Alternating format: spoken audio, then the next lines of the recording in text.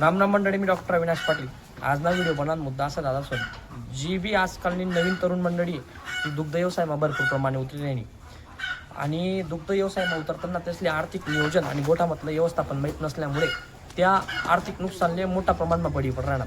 मग त्या बळी पडा नको म्हणून आपण आज व्हिडिओ बनवली. व्हिडिओ पूर्ण देखा आणि आपला इंस्टा पेजला फॉलो करा. नक्की आठवण ठेवा.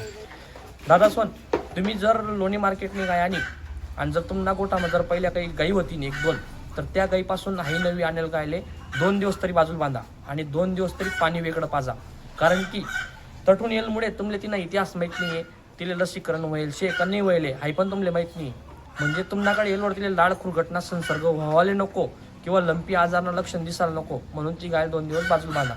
दुसरं एक, तुमची गाय आजारी असो या नसो तरी डॉक्टर गोठामा बोलायला. कारण की डॉक्टर बोलायला फायदा असा राही तुमले जेणेकरी ती जर ट्रेस होई तर तुमले लिव्हर टॉनिक म्हणा किंवा तापण्या गोळ्या म्हणा किंवा एक साधा सुद्धा उपचार जर करली जा तर तुमले गाय जणां टाईमले जारना प्रॉब्लेम येऊ नाही. व्हिडिओ कसा वाटणार कमेंटमध्ये नक्की सांगा आणि आपला इंस्टा पेजला फॉलो करा. नक्की आठवण ठेवा. राम राम, जय खानदेश.